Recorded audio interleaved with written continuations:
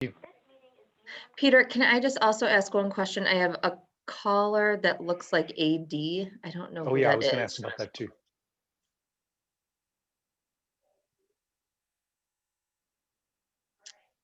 For whoever's on as AD, or they just dropped off? I just didn't know who to record. Okay. So maybe that's no one. I guess so. Okay. All right. All right. So for the November 6 minutes, do I have a motion to approve those? So moved. A second? I'll second. Okay. Okay. All those in favor? Aye. Aye. Aye. Okay. Any opposed? All righty. No opposed. Oh, is Joe, are you dialing in? Yes, sir. Okay. Okay. You're in. Good. Sorry All about right. that. I bought an iPad so I can do this with you guys, but I'm still learning. I sympathize. And I think David is trying to call in. Her internet just crashed. Oh, okay. Thanks, Kathy. All I right. noticed that she was Yeah. on before and then I didn't Yeah, see her. me That's why I was too. asking him for who was on the phone. Mhm. Maybe that's her. David, did you just join?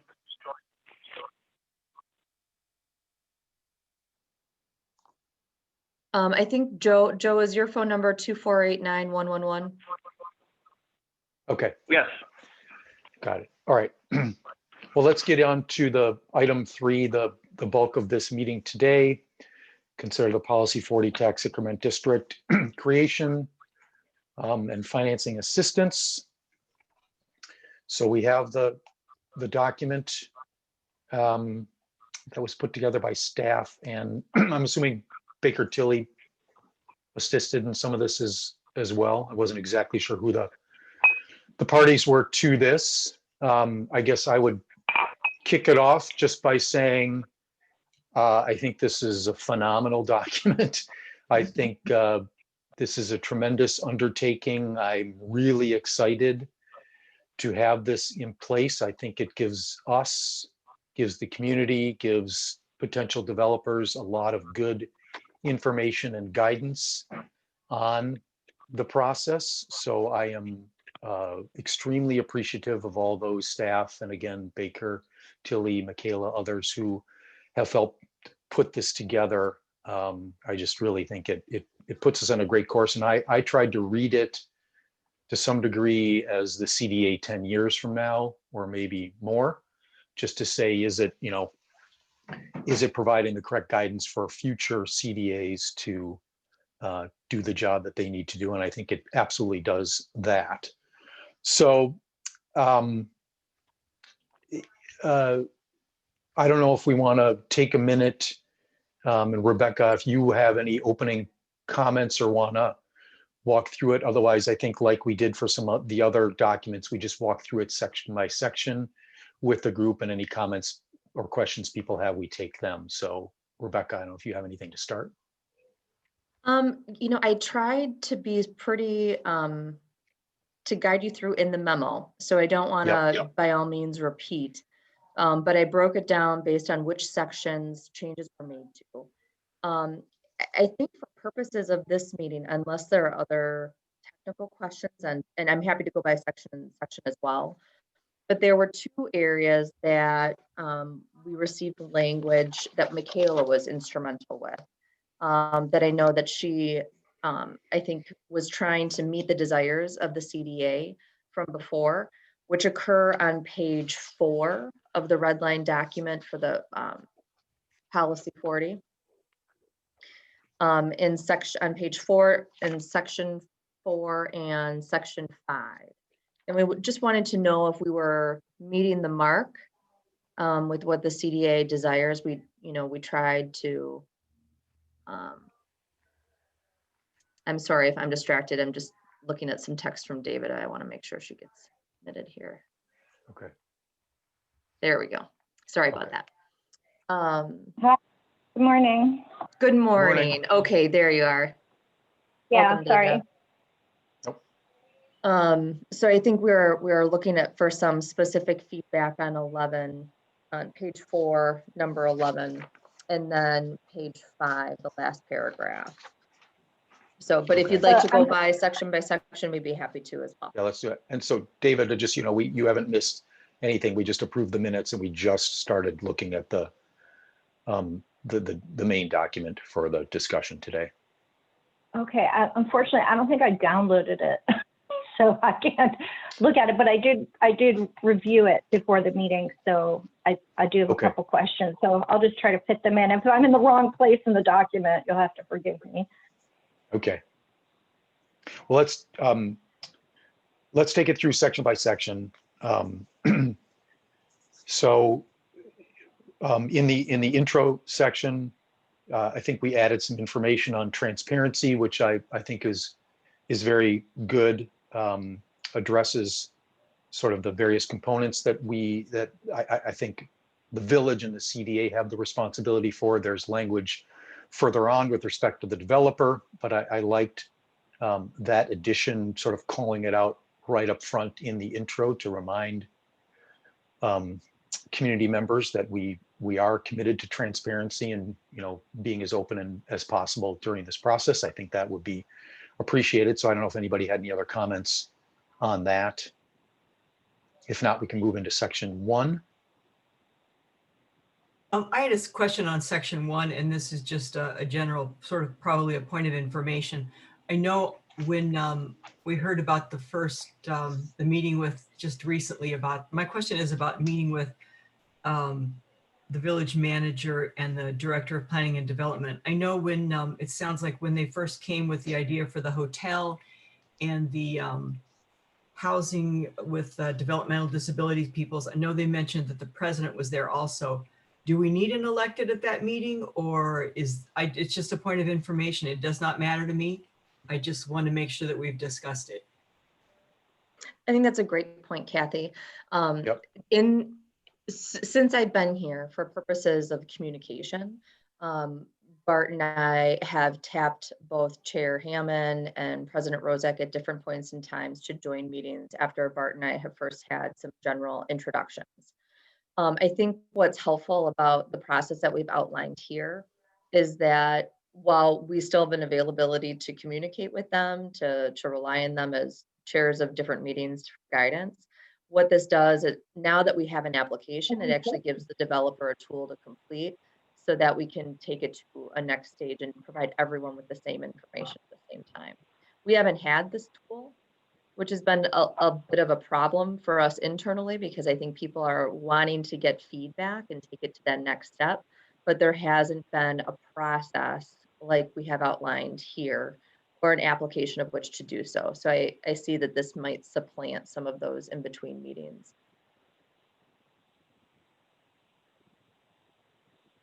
Yeah, so to me, I think the requirement, the must-have is obviously the village manager and the development director. I think to some degree, the nice to have and ideal to have would be the president, the village president, and the CDA chair. But I don't think it's a requirement to have them in that. I agree. I mean, that's why we have village staff, in my view. Right. So, yeah. So I like the way it's worded now, and I know that village staff will reach out to ask if we are available and can meet, and we would continue to do that. Sounds good. Thank you. Okay. So again, I thought this was all, very straightforward. Again, that was the goal. So I didn't have any other comments on that first part of section, sort of the phase 1. Sorry, just looking at my notes as well. And then the phase 2, I don't know if anybody had any comments on that.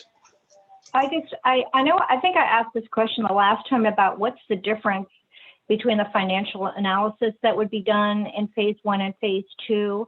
And I think I remember the answer was that the questions were different in the application and level of detail and all that.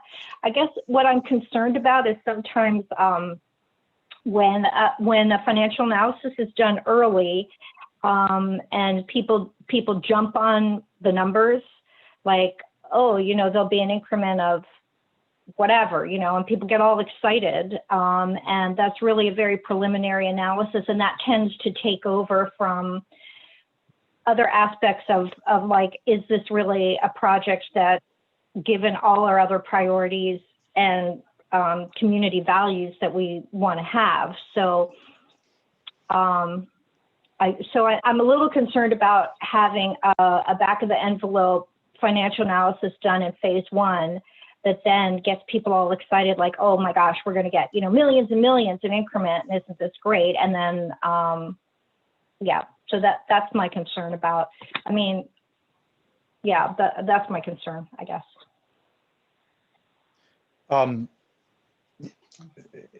I totally hear you, David, and at the same time, obviously, financial analysis is important to understand whether it works or not.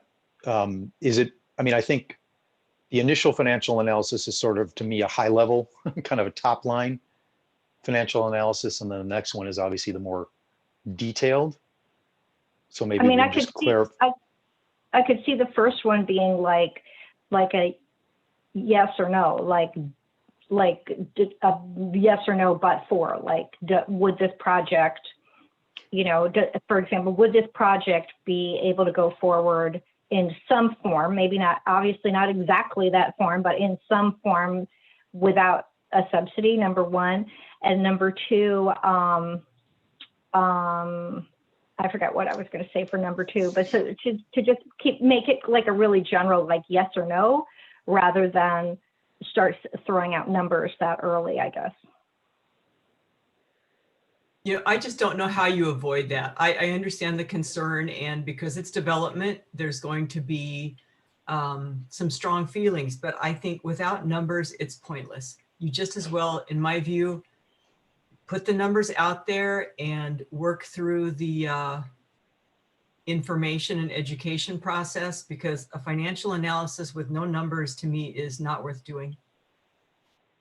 Yeah, I agree. It's not worth doing. I agree. It's not worth doing in phase one. Other than, does it meet the baseline for a project that would even qualify for any kind of financial assistance? And I think, David, to your point, maybe, obviously later in the document, we have information on the criteria that'll be used. Maybe it's in there that we clarify that,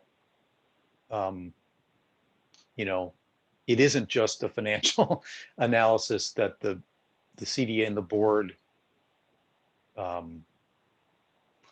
need to or will factor in all the components during the process.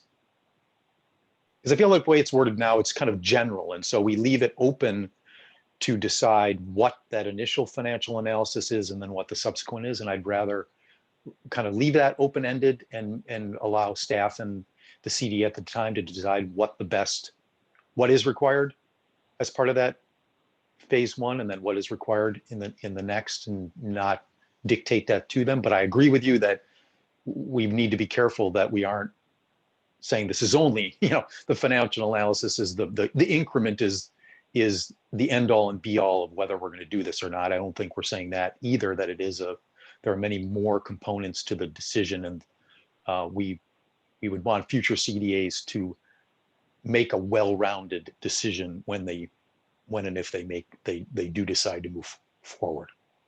Yeah, I think the emphasis on phase one should be, is it something that, what is the public purpose of the development, and is there a public purpose, and what is the public purpose, and is it within what the comprehensive plan and already state. I think that should be the emphasis, and then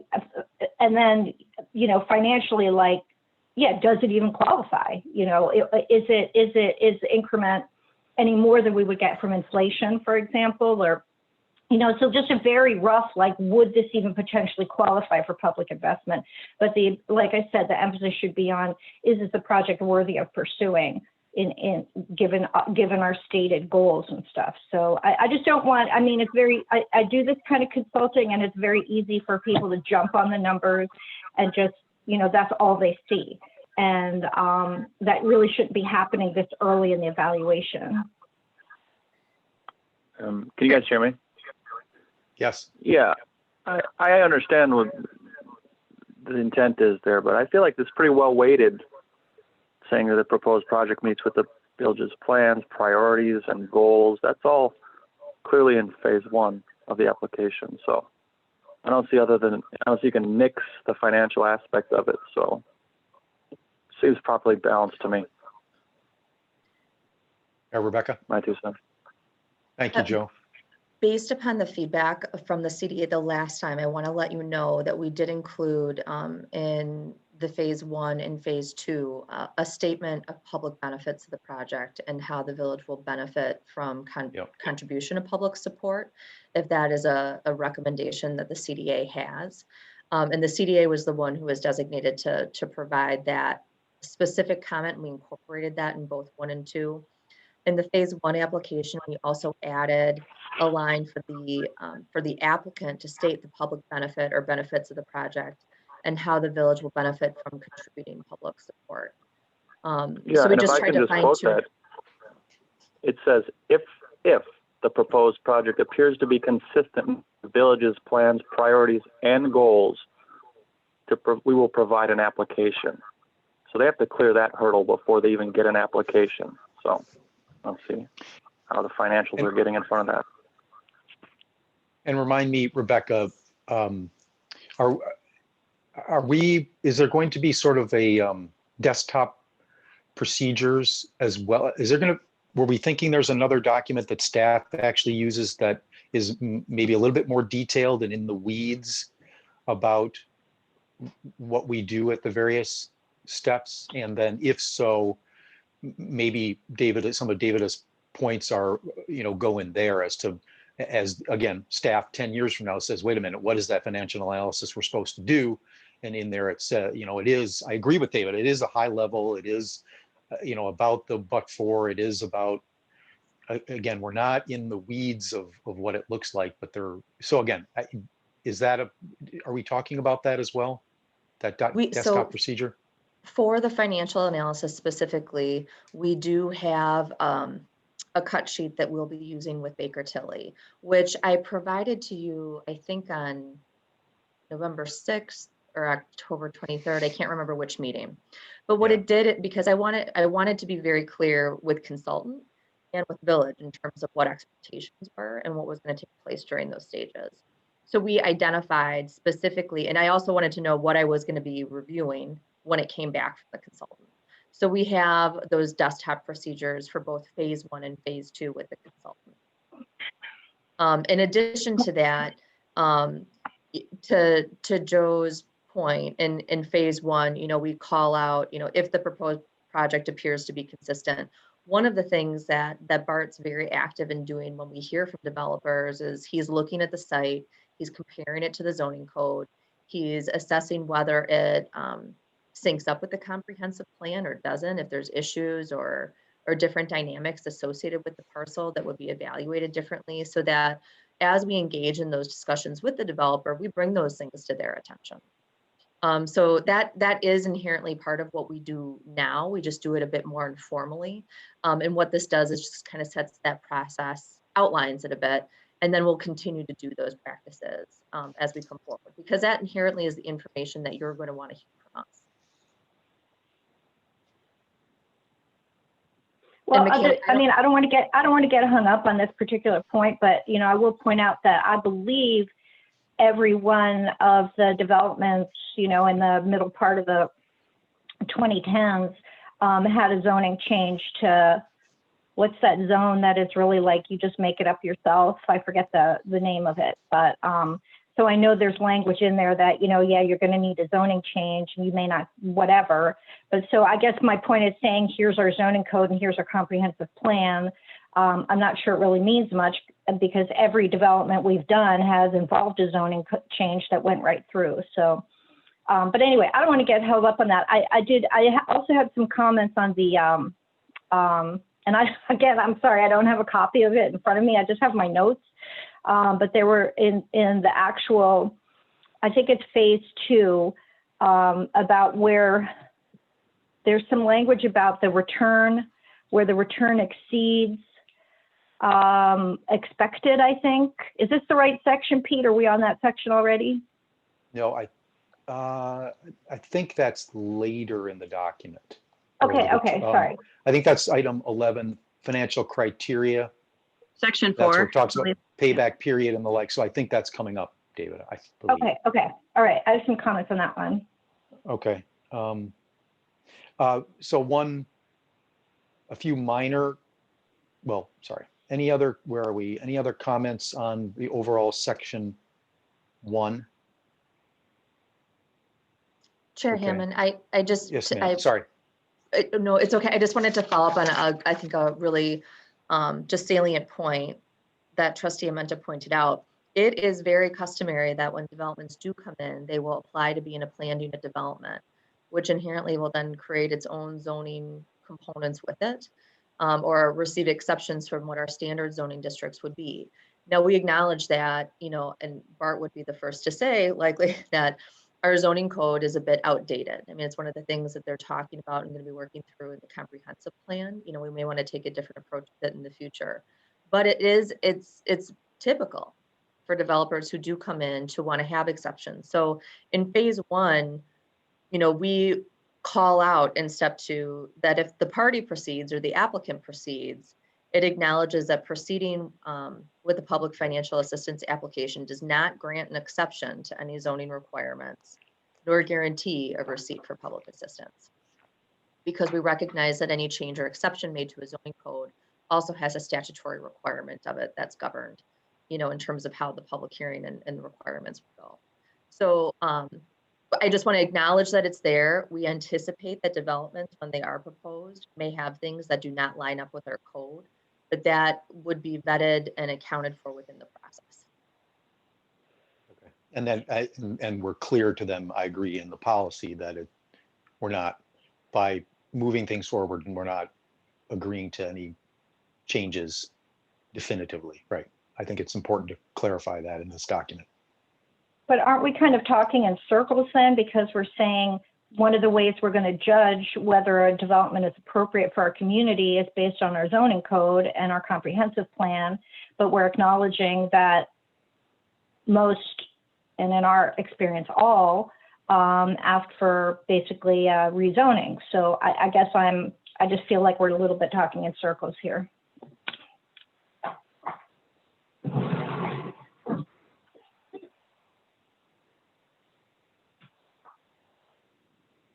Well, I mean, I think, yeah, I mean, I think feel the like goal that's is our that it mechanism meets. Go ahead, Joe. Sorry, Peter. I feel like that's our mechanism to turn them down, is it doesn't meet the zoning codes without getting into whether it meets our personal or the priorities of the village. You can just say it doesn't meet our zoning codes. That's our out. Just say it doesn't conform, right? Because, yeah, everyone will need an exception or a variance, but we don't have to grant that, and that's how we can stop any development. My 2 cents.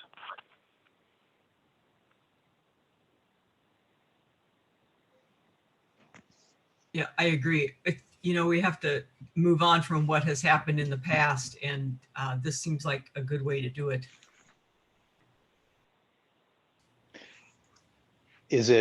Would it be helpful, or is it feasible to ask the developer to clarify if they would be asking for zoning code changes, to clarify those at some point in the process for us to evaluate and the board to evaluate? I mean, to David's point, she's right.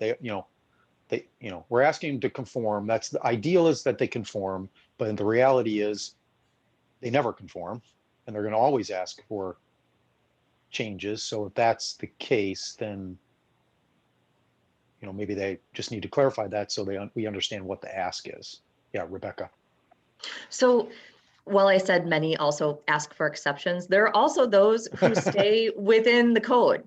And Okay. I offer that because, I'm just off the top of my head, and I'm not going to get into the specifics, but I recall, Bart and I talk a lot about this, and he's I'm so grateful that he's so detailed when a conversation comes up and we do look at a development. So there are going to be sites that conform, that will not need any type of exception. But to your point, Peter, in the phase 1 application, we do, and I apologize because now I have a lot of papers on my desk from our I know. conversation that started. But Yeah. we ask, and that is a screening mechanism that we do. So if they're not in conformance, we're going to ask them to call that out. Okay. And that definitely leads to some additional discussion, and may also ask for us to have them submit additional documentation of the why. Why is it necessary not to be within the confines of the code the way that it's presented? So to me, at least it's identified early, and we have it as an item we know we need to do, or the village knows it needs to address as early in the process as possible. So and for Bart I feel and I, like that that's the best. becomes, oh, I'm sorry. No, go ahead. For Bart and I, that's very important so that we are clear. We don't want to be unclear as we're working with the CDA and the board and the applicant, because we don't want people to have unrealistic expectations. A part of our role is also facilitating that process, and a part of that's ensuring that everyone has the same information and knows where they stand, because ultimately they're policy decisions. And that's not what Bart and I decide. Okay.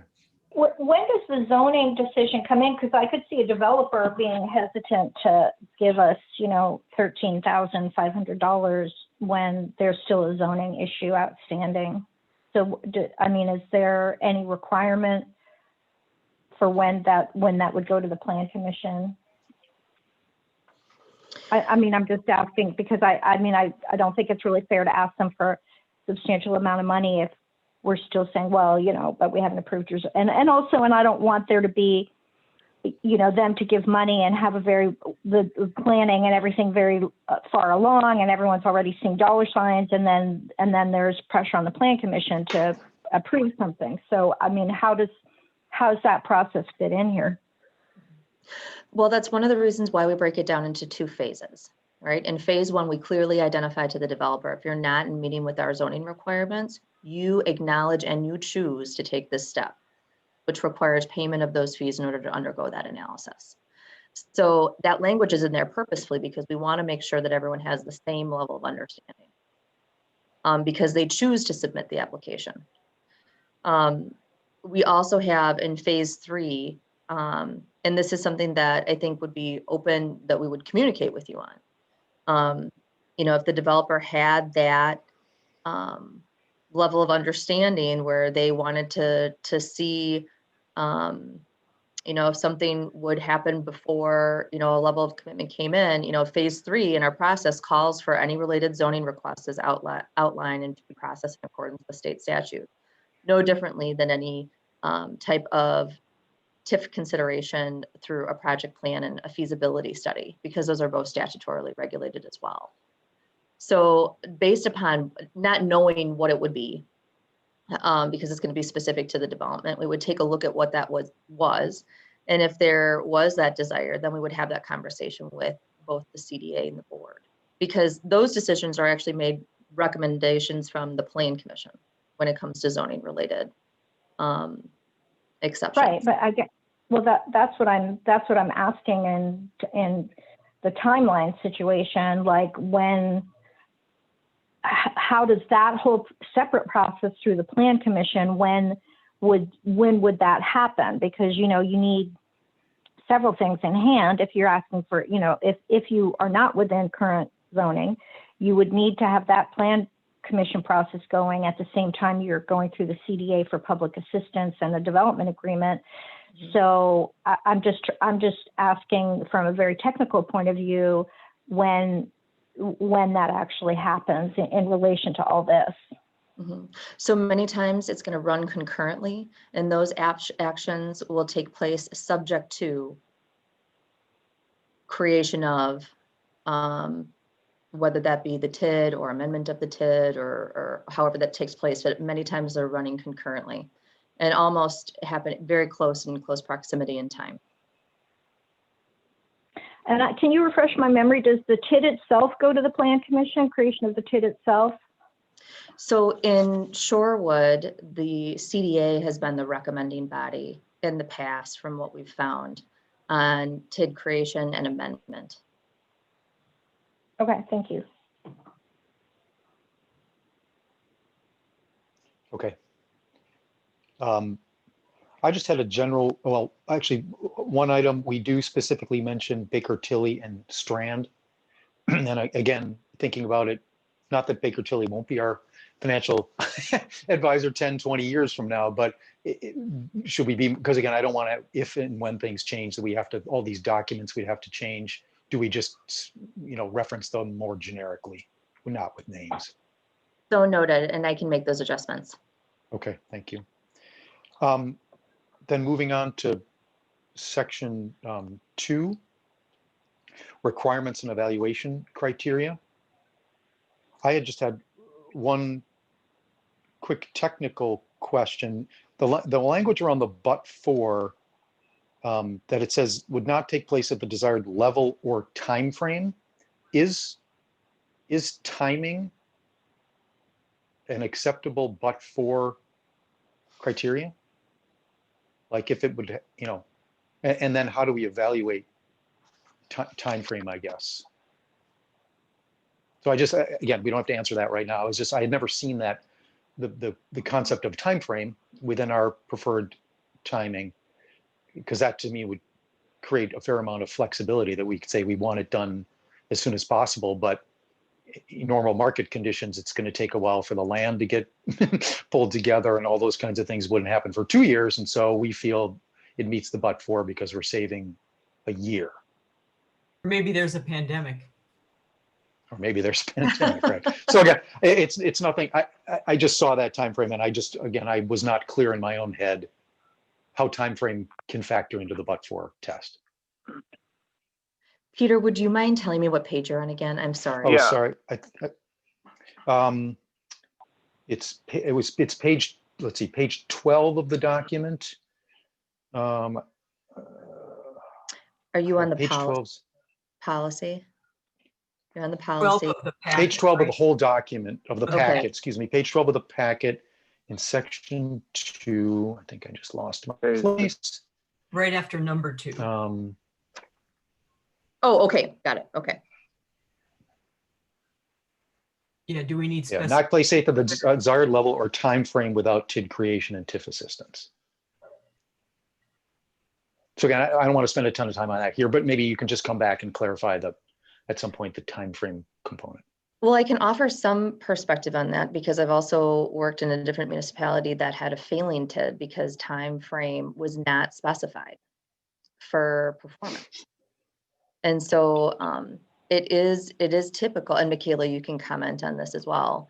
I think the learning moment from that community is that they thought because of market conditions and because of the developer before them, that it would transpire in the way that they thought. But at the end of the day, they didn't put in tough enough performance requirements within specific timeframes. So it really pushed the limits from the municipal perspective of needing to possibly cover the bond or the revenues for that bond because the developer wasn't performing. And eventually it ended up in litigation because of the difference in expectations that it wasn't outlined and that there wasn't a level of agreement on between the municipality and the developer. But I'll let her comment, Michaela, if you'd like to comment anymore. Yeah, no, you're right that I think it's a good question, and I think thing to think about, and I on the other side of that you're right. So I mean, it's certainly having in the metrics and making sure that they're able to perform within the timeframes, or there's repercussions on the generation of increment. And I think, on the other side, I'm thinking of a case where, this is that balance of making sure that you're hitting the market. So likewise, if there's a project that's ready to go, but they can't get the tax increment assistance, once you go through that process and say, there's delays in warranting and receiving the increment assistance, maybe the market's gone. So there is that kind of managing within, we have a project now, we've got the market now. If if you're not able to go through all the approvals, then perhaps if it's say an apartment project, it goes in a neighboring community or a hotel, for example, and then the market's gone. And so it is trying to manage. It's a weird, it's a weird thing, but I think it's looking at it not quite in a vacuum, as well as this project's being proposed here. And so.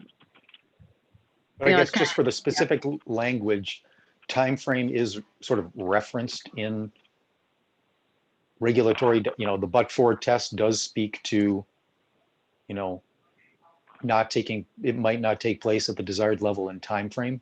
Are those actual criteria that are called out in the statute language? I get, and I'm only asking because timeframe seems to me to give a CDA and a board significant flexibility on whether to use TID financing or not and the but-for test. And I just want to make sure I'm clear on that. So I don't want to derail. Maybe we could just come back for further clarity on that at some point, the timeframe question. Yeah. Okay. Okay. Any other items on section 2? I mean, again, in the red line, there were not a lot of edits to this one. It was fairly consistent with what the original writing was. So if nobody else has anything else. I have a question about factors maybe considered. I wonder, equity, diversity, and inclusion, is that something we'd want to include in these somewhere, or I just throw it out there. No, It could also become part of number 10. Would the proposed project assist in achieving other policy goals established by the village, such as promoting equity, diversity, and inclusion?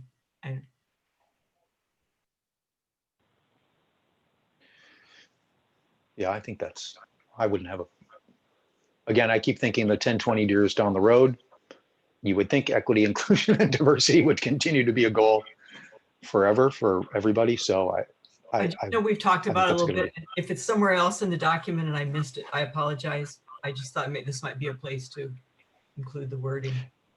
I think it's in a more sort of detailed in terms of our, the developers' utilization of their contractors and the like, sort of specific actionable Right. steps. But I like putting it in as more of one of the objectives as well.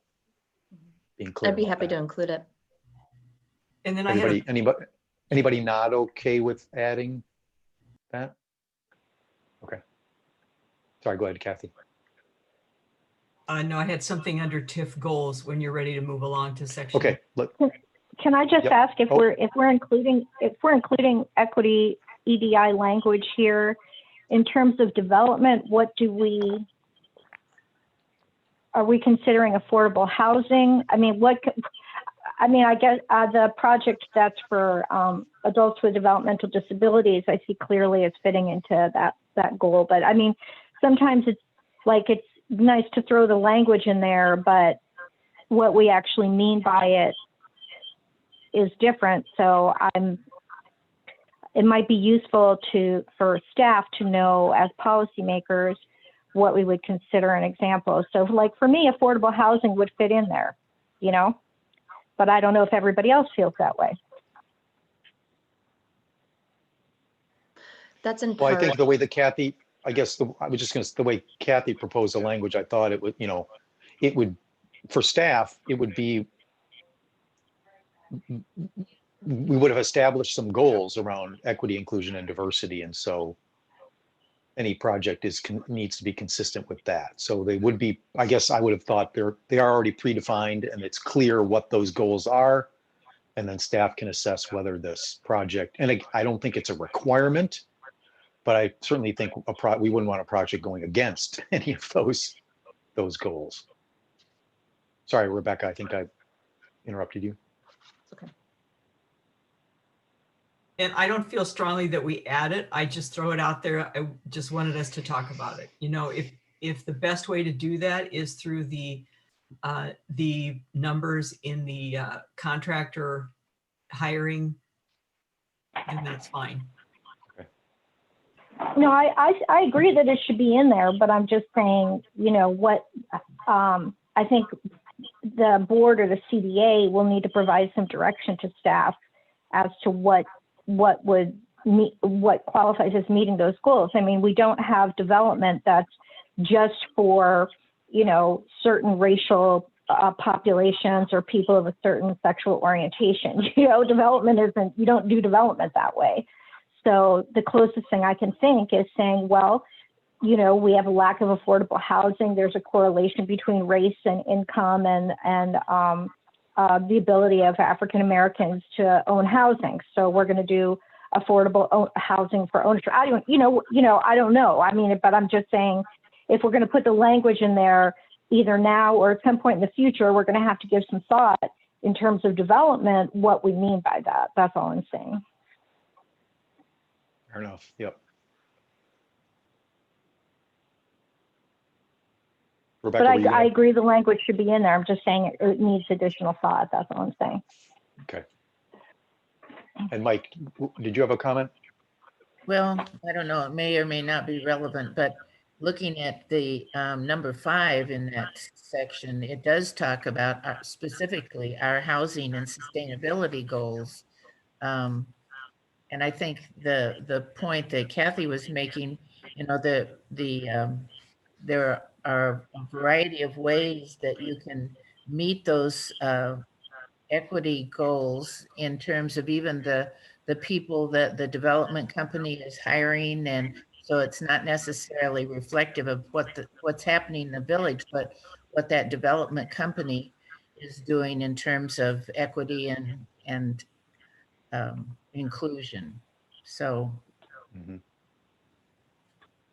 Thank you. Yeah, Rebecca. In the application, one of the changes that I made the last time, and I think this may be a good area for the developer or the applicant to expand on it, I actually call it a list of different policy related things that would be relevant for you guys would ask me, does it impact this or that?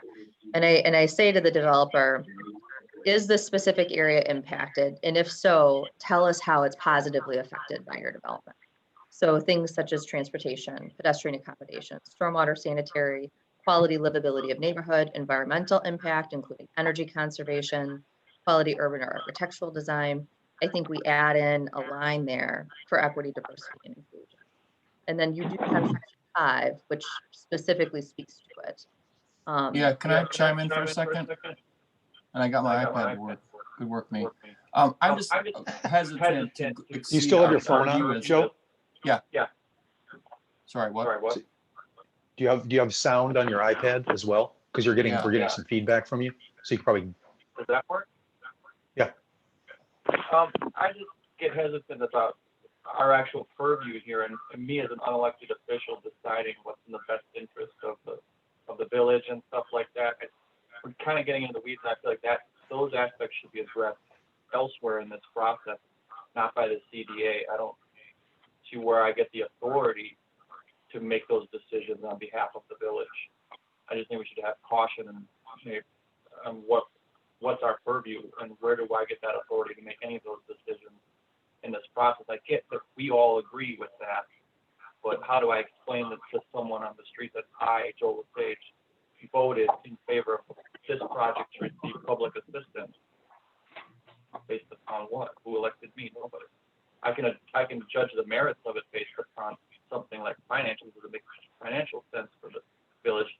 And if I can point to a statute or have an elected official tell us it meets those needs, or another part of the village's body endorse it, then that's one thing. But I don't see where the CDA should get involved in those decisions. Yeah, I guess I would just say to that, Joe, I agree. I don't think it's not the CDA. How do I say this?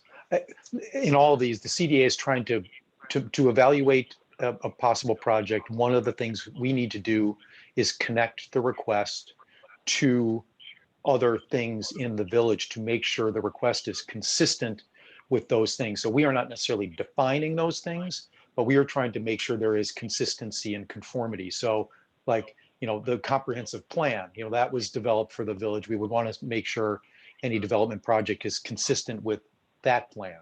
we just did the housing study. We would want to, we can refer to. I agree with that. That's what I'm saying. yeah, We're so I think starting that's the down this goal. path where I think we need to pull back from us defining. Yeah, from our own defining it, I would agree with, that's not our position, but we are just trying to make sure there is consistency to things that have been defined by those parties that had the authority to define it. That's my point. Yeah, agreed. And I feel like that's the way the document is written, but it's a good point to make sure we don't add some things in that make it appear that we're defining some of these things that are outside our purview. Yeah. Agreed. And I think, yeah, I would leave 10 as it is. I would not change it. Okay. Yeah. I think, yeah, I'm Glad we back got to the that as well. discussion. Yep. Okay. I love good discussion when we get to a good. Sorry, my phone just died and I'm trying to get it back to. Okay.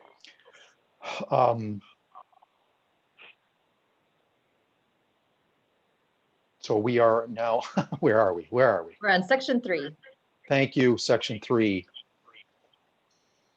I don't have any comments on section 3. I had one question on number 9. At the end, improve the quality and livability of neighborhoods and environmental impact. It's just a wording issue. I would make that, and take into account the environmental impact. So noted. Thank you. Yep. Thank you. Yep. Okay. Then moving on to the section 4, the policy statements.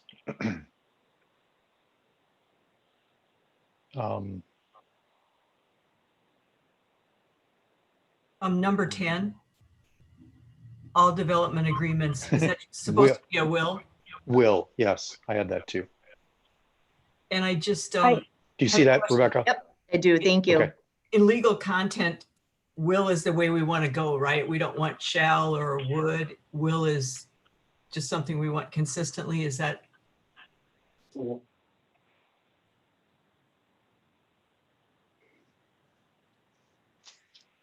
Sorry, which one were we on? Kathy? Number 10. 10. And so we'll change that. Right now, it incorrectly says till, and we'll move it to say shall. Can I have to leave at 10, and I had Okay. just four points. I just want to get them out there, and I'll provide them by writing to Bart and Rebecca and Pete. But and I'm sorry again, I don't have it in front of me. Where return, there's language in there about where return exceeds what was projected. I felt like that needed more definition. I think there's the phrasing look back, but we do not use the phrasing clawback. And I'm wondering why, like if we're trying to be sensitive or something, but I don't see anything wrong with using the word clawback in here. I noticed there was a TIF cap of 35% of a project, which seems, to me, that's a very high number. There's a reference to a 20% return in 20 years, 1% a year, actually less than 1% a year compounding, right? That's below the rate of inflation. I mean, why would we give money to a project based on it having a return equal to less than the rate of inflation? And then we discussed that the amount of public assistance would not be greater than the amount of equity put in by the developer. I would like to still see that as one of our policies. So there are 4 things there. Michaela, do you want And to? I can repeat them, or I'll send them to you in writing. Rebecca and Chair Hammond, I can comment to those. So I agree the percent. No, I agree that should be the equity. Should be what? I can't hear. I'm getting a lot of Yeah, bouncing people that are not feedback. talking, can we mute if you're not talking? So just we can hear Michaela. Sorry, I'm not sure if you can. Got internet instability. Is it better? Yeah. Okay, sorry. No, I agree that the on the TIF cap, the not to exceed project, total project cost. I agree that 35% is too high. I think I mistyped that in there, but agree it should be closer to 10 or 15%, or at least equal the equity requirement. What about the 20% in 20 years? So that one, right. And I think, so just to clarify in that, the typical range for the internal rate of return over, we typically look at the return on investment over a 10 or a 15-year period. So that internal rate of return is based on the initial equity investment, the annual cash flows, and if there were a hypothetical sale in the 10th or the 15th year, what that total return to the developer would be at that time. And the typical range for that is 12 to 18%. Now I can certainly limit that to that higher range of 18%. There are some developments that this is always in that gray area where depending on what the type of project is and so on, I didn't want to back you in too much. That's why I put it up to 20%, but I can certainly go down to 18%. And I want to just, again, clarify that this is in comparison to if we're looking at, say, an annual rate of return. Annual return on equity or return on cost is much lower and would be between, say, 5 and 7%. And that's more of an annual snapshot, where this is looking at a long-term investment. And that's why I say the range. I don't mean to interrupt you, but I thought this was the 20% in 20 years was the total increase in value. It wasn't an IRR. It was and I'm doing this from memory, but was sorry. Somebody help me here, but wasn't it? It says, I thought there was something about IRR. 20%. Oh, the 20% is in 20 years is an IRR. No, it's add the the last word item. annualized to that. No, I think thought she's there referencing wasn't- David is referencing item G that says taxable increase. The project should result in an increase in taxable valuation of at least 20% Oh. upon project completion. Yeah, that's what I was saying. And to me, 20% in 20 years is less than an inflation rate. And that's, why would we give money for a project? I think project completion is the definition, though. I was thinking project completion meant it's up and running and not the whole payback period. I guess I was thinking they've completed the project. The value is now 20% higher than it was, at least 20% higher than it was before. And now we move into our, whatever the payback period is to reduce the TIF. But it's not. Which you're saying that the project itself increases the value in the TIF by 20%, you're saying? Yes, when it's officially completed, whenever, Oh, within okay. that first Okay, year or how. I'm sorry, I think I misunderstood your question. Right, that the taxable increase, what that's showing is right.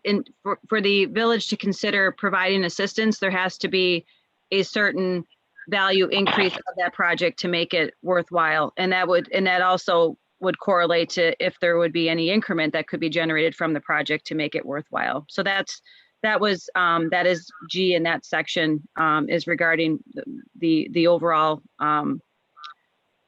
performance of the property itself and how much of a value increase you would expect. So maybe we could just, and again, we don't have to take it, maybe we could just make sure that language is clear on that item G, that it's not the full 20-year sort of life of the TID, but it's actually once it's done and it's up and running, or that whatever they're proposing to do needs to be generate at least a 20% increase in taxable value. But that would have to be projected, right? Nobody can look in their crystal ball and say, "Oh." Yep. Yeah, I think they've got market information, and Yeah, and I was going to add, if you did some type of minimum assessment agreement where then you had that agreed upon that once the project's completed, what the completed value would be, and so that would be working with assessing and figuring out what that value would be. Okay, yeah, I read it. I think what Pete is saying, Pete understands what I'm saying. I agree with what Pete's saying, but saying, we're going to look at a TIF, and if it makes 20% in 20 years, I mean, you'd be making that or more just in inflation. So anyway, definitely okay. No, I'm sorry I agreed, yeah. have to leave the meeting. I hope I don't affect quorum, but I will provide some comments in writing. Thank you, everybody. Thanks, David. Thank you. Michaela, would you be able to address Trustee Amenta's comment on use of clawback language? Oh, yeah. Oh. Yes, and I think, right, look back, claw back. I mean, essentially it means the same thing, but certainly if the terminology is requested of clawback, we can include that. But what we're trying to make, oops, sorry. Very good. I was just gonna say, and I'm sorry, I'm not finding it, but I know we had language that sort of, said things will not exceed certain numbers, and that, I guess that to me, I feel like that gets to the same point as a clawback that says, you can't make more than this, and if you do, that's the villages if it's over that. But I don't have a philosophical issue with using the phrase clawback, or that we have the authority or the right to demand certain sharing over certain numbers. I like clawback. It's more active. Okay. Mm-hmm. Yeah, I don't have a problem with that. Yeah. It'll never get exercised, but Mm. On item, so item 11E, this, the 10%, the land assembly costs provided in the amount not exceed 10%. I just was curious, is that fairly standard industry practice, that number? And that, again, I just don't want to overly burden future CDAs with certain specific numbers. But Michaela, that 10%, is that, you see that around? So to answer the question, this part of this section was to generate some kind of discussion on how you want to control different metrics. And, this 10% I think is it's a starting point. And really what we're trying to get at is making sure that when you're looking at a project, that the developer's not overpaying for the land, which is what's causing the gap. So it's trying to control that.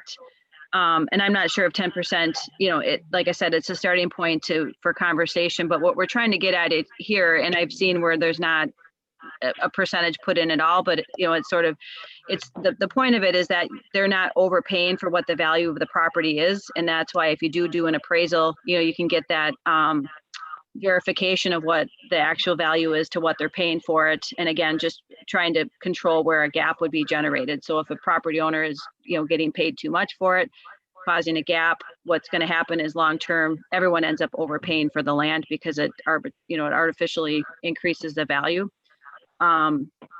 So it's one way of controlling that. And if it's 10%, you could say, that's some margin of a profit, but you are limiting how much it would be. Just out of curiosity, Michaela, and this is likely my own ignorance, but so for that item, we're saying that of the TIF assistance, the land component of it cannot be more than 10% of the fair market value. But if the developer could still overpay for something, and then their cost is still inflated, which means their return is reduced, which means the need for public assistance is still there, even though we're only providing 10%, right? I guess, does this get us to protecting ourselves from the developer overpaying in order to get TIF assistance? I think, what it's intended to is that, right, if they're over, if you have part of it is when they come back, when we look at a pro forma and, they've got the acquisition, all the various costs related to that project. And when you look at the land and the purchase price, and you see what say the assessed value is, and we know it's not always correlated, by then having them verify what the appraisal is, we can say, yes, we will provide assist. If you're paying too much for it, that's your deal. Right. And we'll Yes. limit how much we're going to offset that. Okay. Yep, that makes sense to me. Thank you. Okay. Yeah. Any You other guys hear me items if on I that? talk like this? Yes. Yep. Yeah, that's probably not that applicable for us because no one's buying land here. They're going to buy something to knock down. Are you saying that they would use the value of the knockdown property as part of the, or assign that to the land? I guess I just don't see it where this would ever be applicable. Well, it could be land, it could be raw land, or it could be your property if you're trying to Property. assemble, say, I'm just gonna say 3 or 4 single family homes that you want to do a new property or a new project on it. That's just hypothetical. Then as you're assembling each of those, you get the last one that's, say, a holdout, because they, you need them for the remaining development to occur. Then there's a limit on how much you would.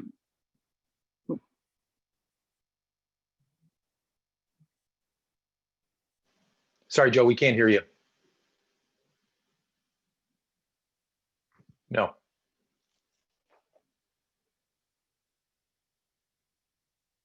Was Joe, I forgot, is Joe 9111?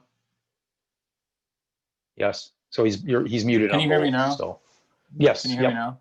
Okay, Yeah, I was just can you saying, hear if me you now? bought a house to knock down for 300,000, technically the value of the land under it is a fraction of that. So we're only I think this is valuing land what- and it says property. land.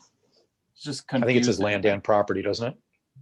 Yeah, so that it's the, The fair market value of the land. So if I buy three $300,000 houses, but the land's worth $60,000, you're only going to loan on 10% of that. I mean, I don't think this is even relevant, but that's technically what it says. Yes, you're right, it does. Yep. So they couldn't inflate it. They'd actually be way deflated because you were not valuing the cost of those houses that you have to knock down. And my point was, there's no raw land in Shorewood, so it would by default be purchasing something to knock down. So in terms of having this discussion, I think 10% is way low. So Michaela, is it fair market value of just the land, or is it fair market value of the whole parcel? Property. Of whatever the land property. right? So it starts with TIF Yes. assistance for land property assembly. I think, Yes. Rebecca, we So can let's just- clarify. Yep. Yep. Just, yeah, perfect. And then Michaela, I think you said this as well, but so thank you for this section. I think this is a really good section. And this is, a lot of these again are based on your experience, what you see others doing. Some of these, again, I just want to make sure these numbers are within industry standard and long-term industry standard. I again don't want to lock in a future CDA to numbers that I mean, again, we can always change the document as well, but to provide as much flexibility and specificity at the same time. So just any comments you have on that? Agreed. I think these are all fairly, with the exception of making an adjustment to section C to reduce, section C to reduce that down. I mean, these are all fairly Yes. industry standards of, the caveat, of course, is, as we looked at other policies that are out there, there's communities that are in different, and even Shorewood could be in a different state 10 years from now, where, you go through the stages where you're trying to incent development, and then you get a whole bunch, and now you'd be more restrictive because you don't need to incent it. So I think even you'll see as you move forward, these parameters might change based on where you want to be and where you are and where you want to be. But for the most part, these are all within general industry standards. Okay. Thank you. Yep. Okay. Any other comments on that from the group? Nope. All right. Moving on to section 5, hiring and contracting for TIF funded projects. So again, I think this is where we tried to add some more actionable and incentivize developers to do some things. So I like that language. I don't know if anybody has any comments on that. Just the one question was, we're saying a qualifying contract business are eligible to receive 1 additional year of financial assistance. So are we saying that is the incentive for them if they do engage a minority-owned or women-owned business? And the only reason I ask is, do we want to? I would think there could be other incentives that we haven't even thought about that we wouldn't want to limit ourselves to. Maybe it's a, for example, kind of thing. We could extend it a year, but that's not to, again, I don't want to not allow creativity for future CDAs. They could come up with some other incentive that is really important to a developer, and they do the right thing, and we all win. So, right. Yeah, that Chair Hammond, that was in there to get the conversation started. It was sort of, again, what type of incentives, and kind of going back to where you started the conversation. Is it more leniency on zoning or guiding restrict? Right, there could be a variety of what you consider as an incentive that, some may be financial and some might not be, as far as the project. So this was, if it's almost. Yeah. Again, just to get some conversation. So maybe could we just say that in the document? Because I agree, I think it's important to give a developer some idea. Well, what do you mean? What does this look like? And 1 year of additional financial assistance, I think, is material.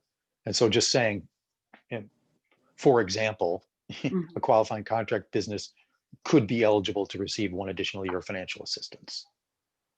It just, so they go, okay, I understand what the village would be willing to do, what the scale of it they'd be willing to do.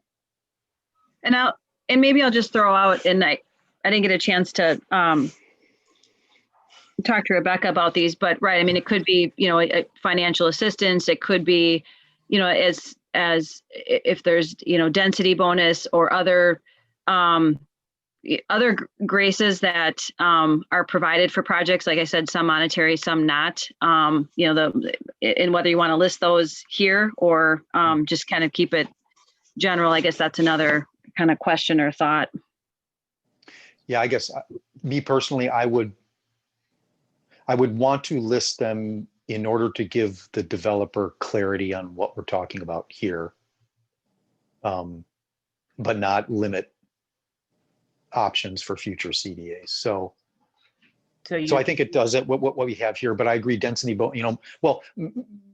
maybe if you have other ideas, Michaela, maybe you and Rebecca staff can chat. And if, again, I would just include them as for examples. If there are others that you think are really important, and then it's just in there so the developer understands what we're talking about. Okay. And so is that supposed to say a qualifying contractor? Or is it, do we want contract? Well, I guess that's a question. Yeah. Entered into a contract with the quality. So it was track with the with the prior, it's project and contract. Yeah. Yep. Thank you. The development. Yeah. Okay. I think I don't have we're over time, but so one other thing I was just thinking about while we were talking, and maybe this is for phase 2 of this document in future years. We talk a lot about transparency upfront as a goal. We do have it in other sections to some degree, but I wasn't sure if it kind of made sense, particularly in the phase 1 and phase 2, where we actually have a section at the bottom that says transparency steps or something like that, and it just lays out. Like, for example, in phase 1, one of the transparency steps is CDA minutes from the presentation from staff to the CDA of the proposal. We'll always have CDA minutes. We'll always have village board minutes, of just, again, being clear with the community what we're agreeing to communicate to them at the various points in time. I feel like we talk about it at a higher level as the goal, but we don't necessarily, well, I guess we have some specific steps where we talk about the village manager's memo and other things, but I thought it might be a good idea at certain points of the document that we are then holding ourselves accountable with respect to transparency at those certain milestones. I don't know what people think about that. Yeah, Rebecca. And you're muted. There has been a section 2 added to each application on public outreach and communication. So in my thought process for this, we also, at the last meeting, we wanted to have the developer or the applicant also play a role and take the lead on their outreach. So in there, we asked 3 components at each phase because we expressed the desire for them to also communicate and engage the public to receive feedback. And so I designed it so, and I guess this is what I thought I was trying to get at, so let me know if it's not clear, but they're going to submit to us a plan. And when we review this application, we're going to be reviewing it in the context of the transparency mechanisms we have, such as website, village manager's memo, the ones that we've identified in here, to see how they match up to provide a greater level of transparency that requires both of our participation. So we asked them to identify their stakeholder groups, including organizations such as the bid, specific neighborhoods by address. We asked them to identify their public outreach strategy for each stakeholder group and estimated dates for proposed communications. And then we also asked them to identify how their public outreach strategy will complement the village's communication methods. And that for me was purposeful because I didn't want to duplicate in areas, but be complementary, so we both knew our roles. So if that doesn't address it, I can also put that component more into the policy. But that was what I was trying to do, but it may not be clear. No, I think it's perfectly clear and it's excellent. I guess I was just more thinking, again, the community residents are likely to read the policy, and they're going to read the policy again, given conversations that we've had in the community over the last several years. They're going to be looking for transparency, and we talk about it at a high level. And then in the application, you're right, we're very specific about it, but people are not going to, residents are not going to look at the application itself. They're looking at the policy. And so I agree. Maybe it is just taking a few of those and referencing them back in the policy a little bit, because you've got exactly what we need in there. I love the way that's worded. I'm just thinking of the reader. Sure. We talk all that transparency at the high level. That is our goal. And if we can just maybe sprinkle it throughout at certain points, a reminder, here's what we're holding ourselves accountable to do with respect to communication to the public. It's the developers got responsibilities, and after phase 1, maybe it's even, as you said, it's actually before phase 1. Yeah. Developer needs to do these things. I think being really clear about that will help people see our goal, and that we are again holding ourselves accountable to do that for them. I think that's an important message that this document needs to be delivering to Shorewood. So you've got it all in there. I think, yeah.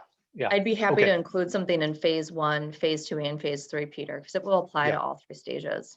And it would just be consistent wording that will then dovetail with the application. I really like exactly. that. Thank you. Yep. Okay. Does anybody disagree with that? Okay. Not seeing any. Okay, good. That specifically mentioned meeting minutes. You just that's I want to give people, tell them where to go to find it. To go to, and that's meeting minutes, because I mean, honestly, with no news coverage, what else do we have? Right. And I know we sometimes feel like we have to spoon feed some of this, but telling people where exactly to go to see it. And then if after the fact people are saying, I didn't know, that's when we can sort of say, well, again, here's the process. We tried to lay it out in the policy. We tried to put it out so everybody knows where to go to find information. We're struggling with what else we can do to make people aware of what's going on. We're trying. We really are trying. Okay. Sorry, where are we? I know we're way over time. I'm so sorry. This is I good think conversation. you're done. Okay, I just had a few, let me see. I think there was one, page 17 of the overall document. It says complement versus complement under the public something in communication, line 5, page 17, again, I can pass that on separately. Just the wrong use of the word complement. I got it. That's referenced again later. Yes. As well, complement. I had a question about the categories, and this may just be my lack of knowledge about real estate and investment and development. Is there a reason we don't list residential as a category, number 17? So like mixed, what would like the mosaic be? That would be mixed use, obviously, because you have Walgreens on the bottom. All of ours are mixed use so far. Maybe we wouldn't have just a straight residential category. The VFW post is, I don't think they applied for any assistance, but that would be a residential strictly, you're right. Yeah, as I recall, I think that was an oversight that residential should have been, or should be included in there. Yeah, I think we talked about that last time. Yeah. Okay. Because we have under 19 is there affordable housing component. I can include it.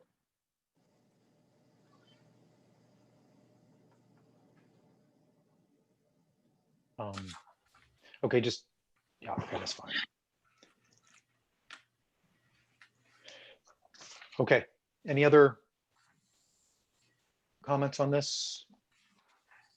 We have the applications all laid out, like the applications.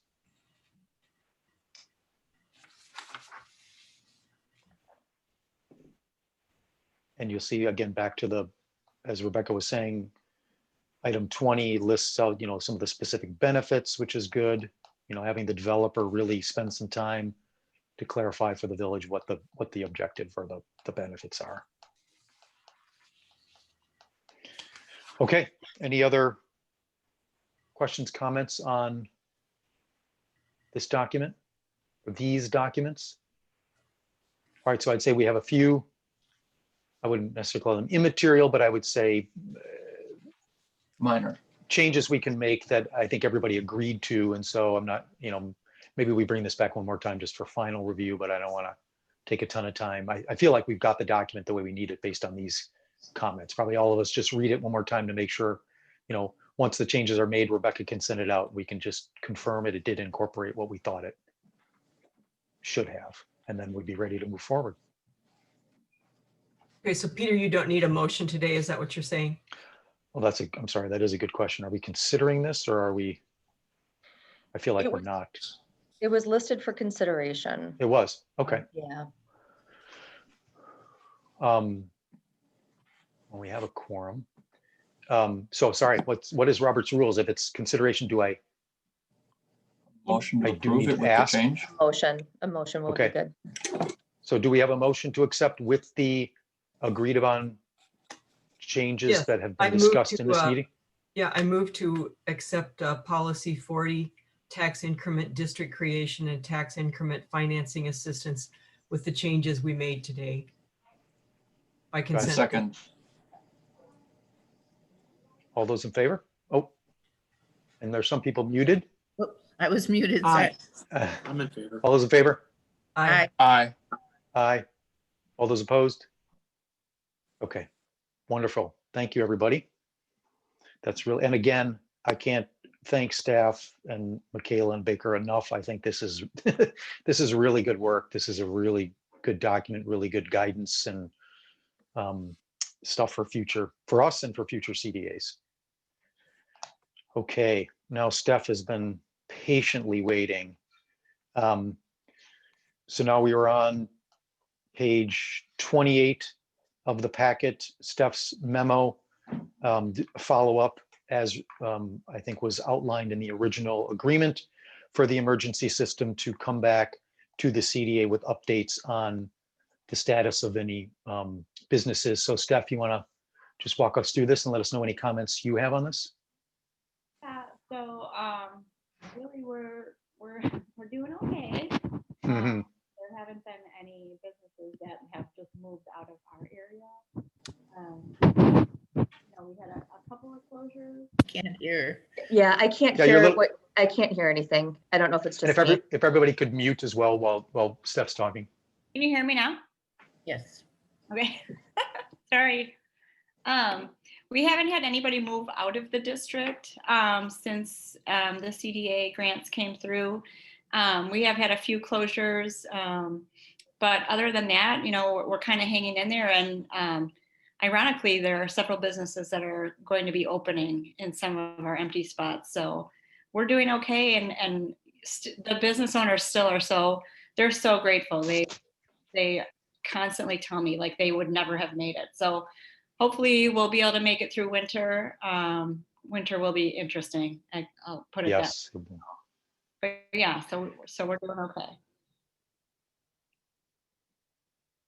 okay. Just out of curiosity, I feel like good news, we tend to overlook good news or positive things. I mean, your comment just there really made me feel good that, the business is really, it was helpful to them, which was the whole, and I'd like to it'd be really nice to, sorry, go ahead, Steph. Yeah, they talk about it all the time, like that they're so grateful. They really are. Like this is, I've been working with small business owners for a really long time, and they're like the hardest working group of people. These are their dreams literally on the line. So they are very gracious. And I just feel like, it'd be nice for the whole community to know this whole thing, and maybe some of them do, but I'm not, it's just something to think about. Continue to communicate as we can to everybody in Shorewood. These are some good things that everybody does working together in a time of challenge to help each other. And it worked. We think we kept some businesses open. They've been working hard. They've been struggling. They've been this is, again, I don't want to say it's good news, but it was a good effort on everybody's part to do the right thing. I feel like we did the right thing. Absolutely. So I don't know. Those are the messages I like to get out there as much as possible, just making people feel a little better. So yeah, and I think, whoever has a venue for that, we should try to use those venues to communicate that message. Yeah, like Shorewood today has done some good stuff, making Yes. sure that gets on. And, we talked about it right when it came through a lot. And I just, we're doing our best to make sure that people know that we have a supportive group, all sorts of people supporting us. So. Yep. That's true. And, Shorewood today, I mean, obviously the CDA contributes to Shorewood today, and we actually probably don't use our space that we actually get in Shorewood today. So maybe there is an opportunity for some sort of article about it in the next one. And I guess the other thing I would say, Steph, is, as you said, from what I'm seeing, the hard times are still to come, believe it or not, through this winter. And we should keep the conversation going. And I know you are daily, but if you're, I don't know, if you're seeing things going the wrong direction or a lot of bad things happening, we should talk and just, I don't know, see if there's anything else we can do to help. So don't think that was it. Maybe it was, but I don't want to stop the conversation. Sounds good. Yeah. Thank you. Okay.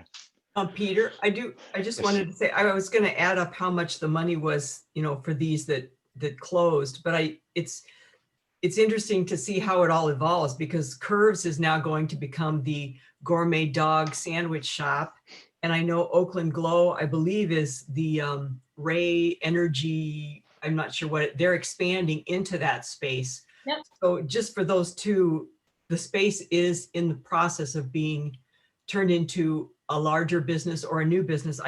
Brew City Leaf, I couldn't find my documentation. Where was that? That was over in that little strip where Miss Cupcake used to be, where there now a new bakery is going in there too. Yep. So, yeah. Okay. So that Bruce City Leaf is currently, that is a vacancy, huh? Right. All right. Yeah, I think And it like you sounds said, like the toughest piece is going to be these restaurants. Well, it's, you know, and we are at a disadvantage too, because we have a lot of personal care.